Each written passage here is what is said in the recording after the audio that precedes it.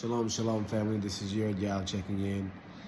Don't worry about my hair, y'all. It's looking all crazy.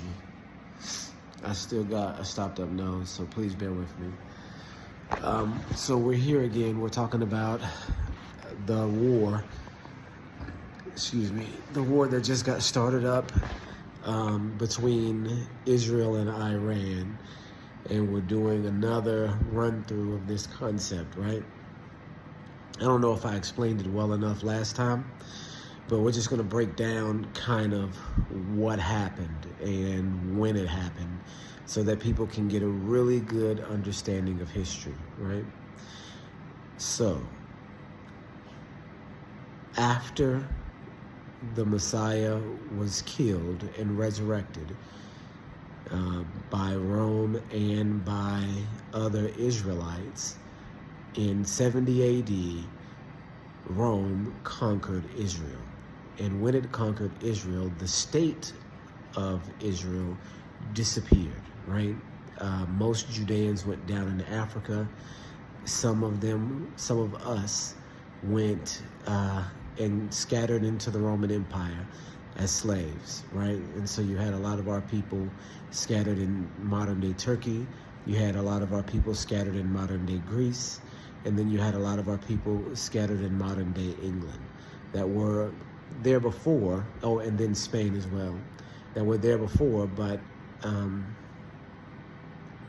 now in earnest, because you have millions of slaves going north and south, deep into Africa, and then also deep north, right? And so what you get from this is in places like France, places like Germany, places like England, places like Spain, places like Portugal, and then Greece and Rome as well. You have very, very, very large populations of Hebrews, of black people. Millions of people, or hundreds of thousands of people in the world. You have millions of people scattered over all of these Japhethite lands, right? And in those places, we developed thriving communities alongside the people that were there, right? In England and in Spain and in all of these other different places, there were people that were there, but as the population of slaves increased, you began to have more populations of black people in these communities than you had, and I say white people, than you have Romans who were not white people, right? And so then you get in about the 5th century AD, the emergence of the Gothic tribes. These are Gothic people that emerge from Germany, from all of these different areas to the north and to the east, right?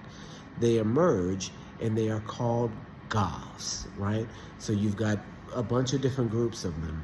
You've got the Visigoths, you've got the Ostrogoths, and then all these other Goths that, began to invade not just Rome, because Rome is the most famous place at that time that they invaded and conquered. You have not just Rome, but you have also England, you have also Germany, you have also Iran, you have also the Middle East, where these Viking people began to take hold. And this is when the racial makeup of the world begins to change. You begin to see Turkic groups, right? And when you didn't see like Turkish people before, you saw black folks, right? You began to see the emergence of new groups of people that seemingly come from nowhere and then take on the characteristics of the place where they conquered, right? Or the ancient history of the place where they conquered.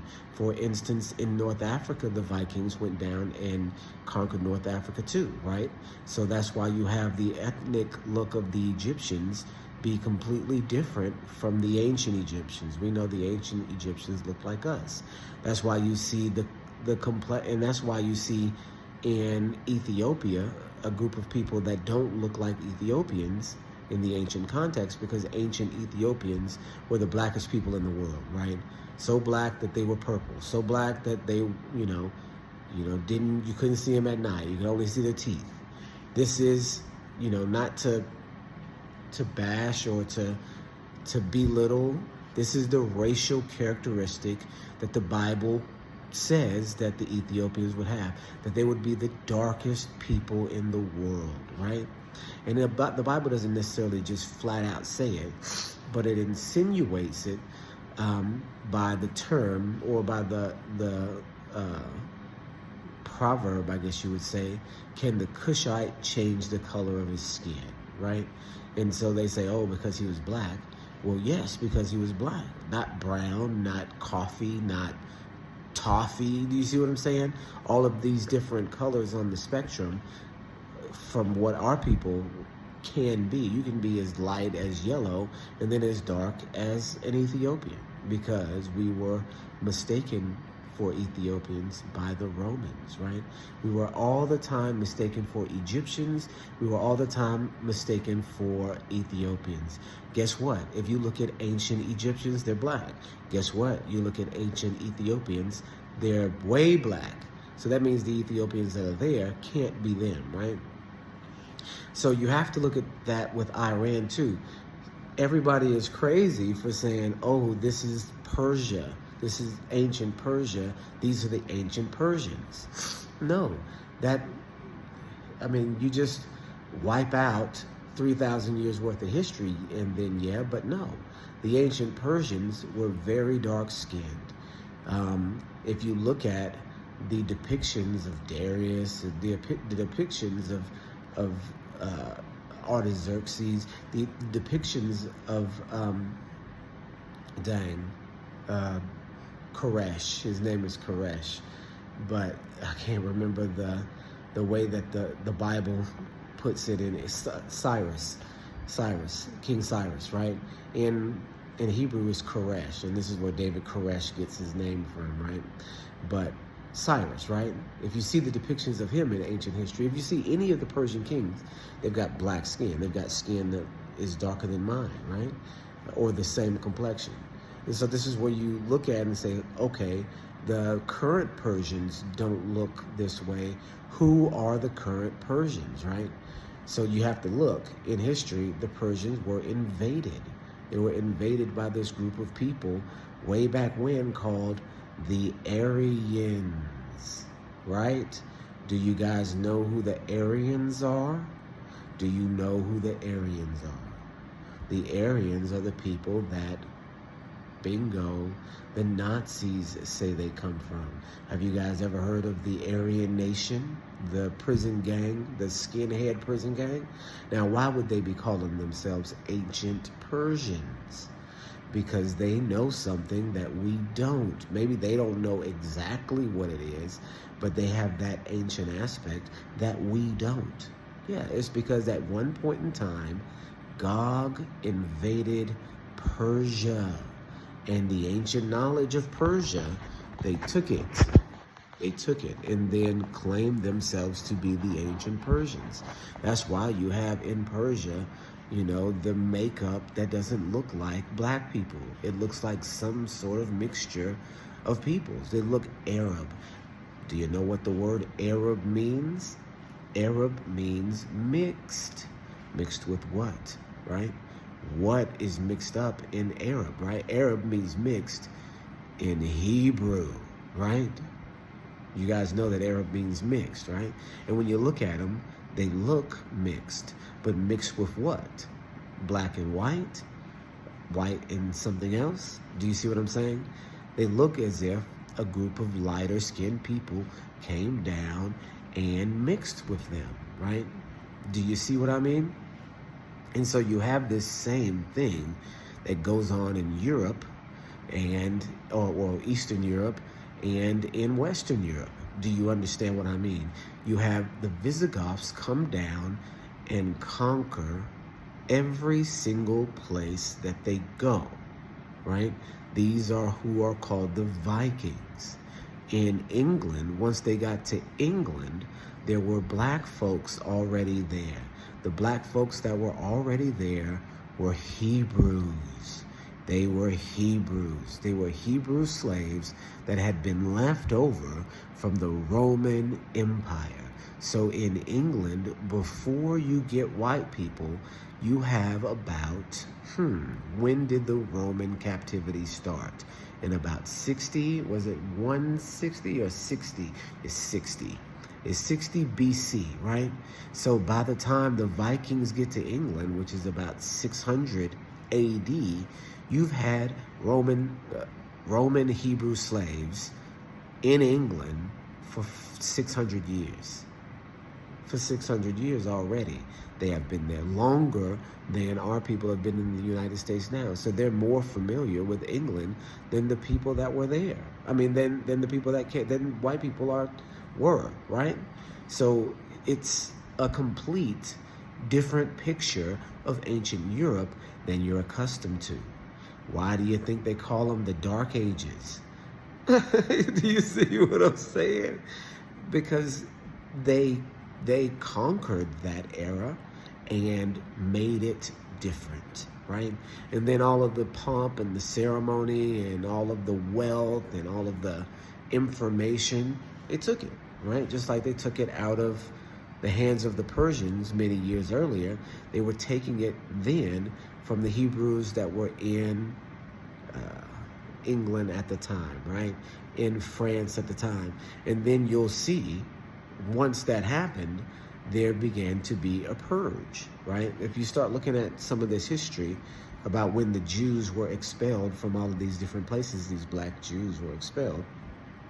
And that's why you see in history, they'll say, oh, the Jews were kicked out of all of these different countries for thousands of years. Well, they're really using, history to meld one group with the other, because you have a sneaky group, that's the Khazars, that were getting kicked out of countries just for, being sneaky and doing evil things, right? And so they were kicked out of countries, but way later on, in the 1200s, in the 1100s, in the 1300s, about 300-400 years after the Vikings invaded these different places, you have a mass purge of black folks, Jews, out of England, out of France, out of Germany, all in the same time within 150 years. This is God taking over those areas and removing the native people. We were native British. We were the native British people. People don't understand that. That's why people believe themselves. There's a faction of people that believe themselves to be ancient Israelites and are white, because they look through history and see all of these Hebrew hallmarks in England, right? They see all of these Hebrew hallmarks in England and have no idea that black Hebrew people had been there and had stayed there for 500-600 years and were there when they got there, right? And this is the hidden history that people don't know about. Gog and Magog. And here's the history behind them. You hear in ancient history about the Scythians. You hear in ancient history about all of these different people groups that are in the northeast that emerged from Yapethite territory and began to conquer in these times, like the 4th, 5th, 6th, and 7th centuries. Even the Huns, right? Even these Chinese groups that come to power are Gogite clans, right? Are different types of Gogite clans. This is the invasion of the world that happened in between 400 AD and the present day. So the invasion is not complete because, look, all the darker skinned people were pushed south into Africa, right? South into Africa, south into all of these different places, right? But Gog is spreading there too and been spreading there. Do you see what's happened, it's like, it's really a scary thing when you think about it, because it is this very, very wild group of people who have managed, I'm sorry, there's a fly in here, that have managed to yield, to grasp control of the world. And here's the other crazy part. They're called Gog and Magog. So they're not necessarily one people, but they exist as one group in two separate families, right? And so that's really what you're seeing at the end of the world, is this group, these scattered but united pieces that act as one but appear as many. Do you see what I'm saying? Even though they act in accord with one another, it may appear like they're many. And so does that sound familiar?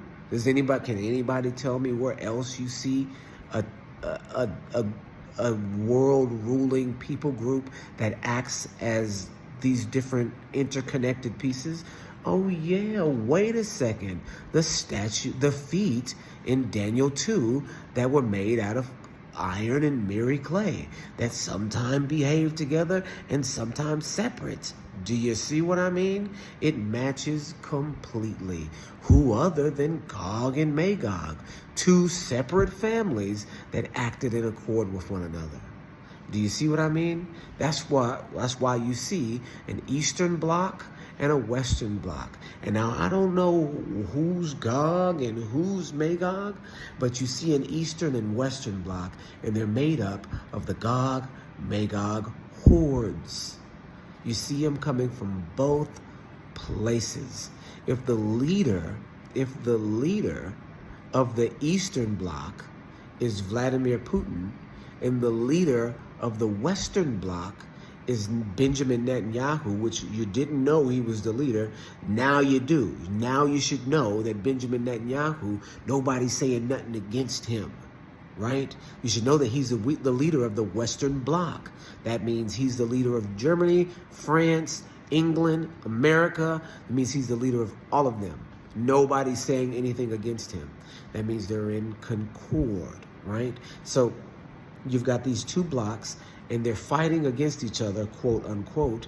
But at the end of it, there will be one Gog Magog ruler, right? There will be one. So if you look at it, Benjamin Netanyahu, his background comes from, is he Ashkenaz or is he,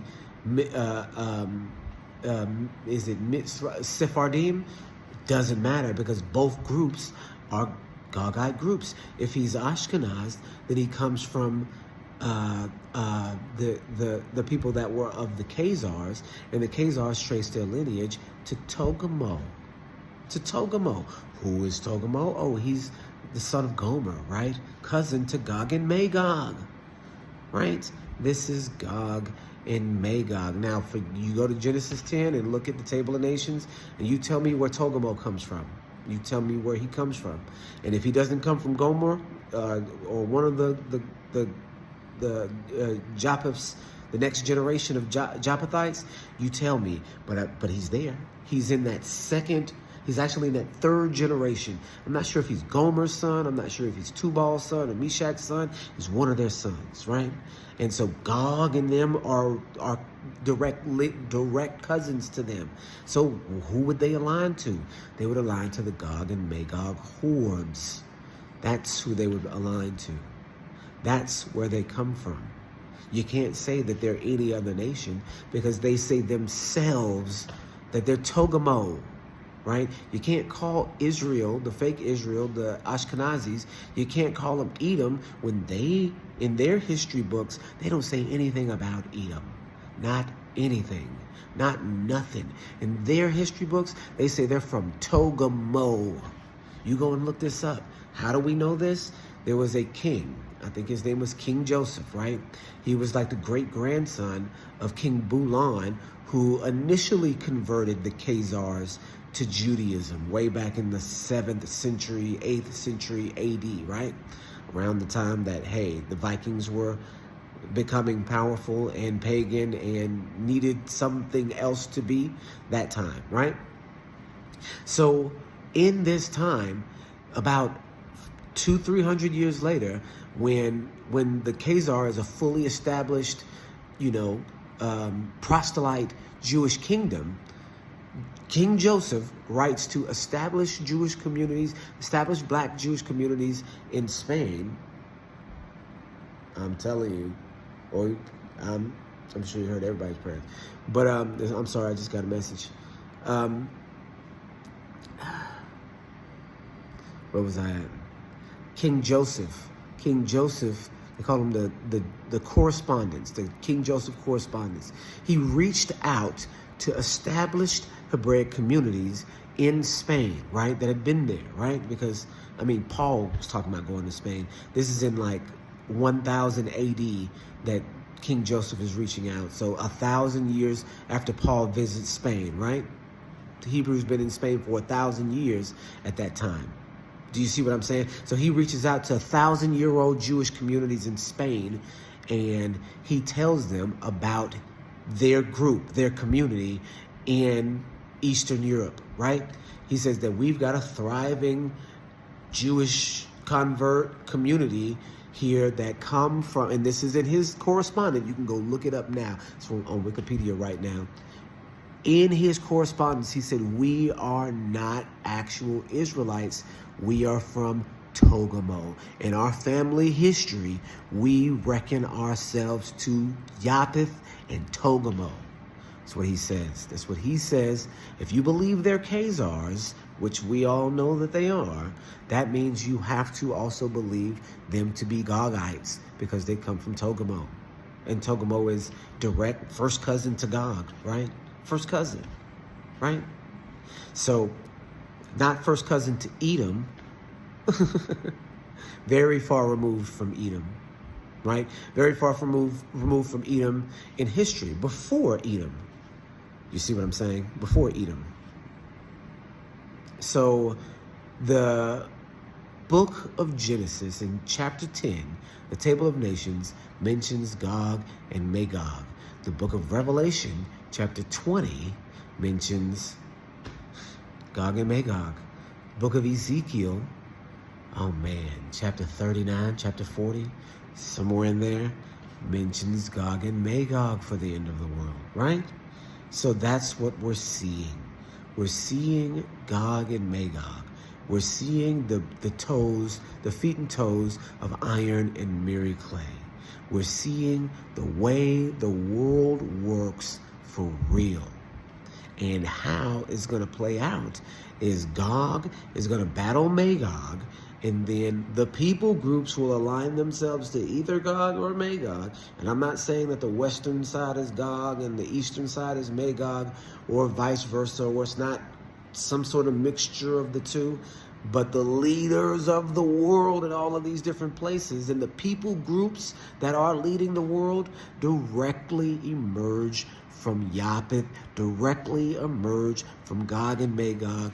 That is their delineation. That's who they are in prophecy, and it fits directly. So we can't talk about no Edom being the Ashkenazis. Ashkenaz is not even in Edom's, is not even a Shemite name. Ashkenaz isn't a Shemite name. So what are you doing? All right? I know this is, I get aggressive sometimes when it comes to these things because this is a very, very easy one to grasp. It's like right there in front of you. All the pieces are put together in a prophetic way that you can see clearly. And then the outcome of this Gog and Magog war will be the anti-Messiah who rules the world. It will be the one world system ruled by the beast. It'll be exactly that. The war will be so devastating that the world will come together in peace and in unity and in unrighteousness. All right, you guys. Shalom, shalom.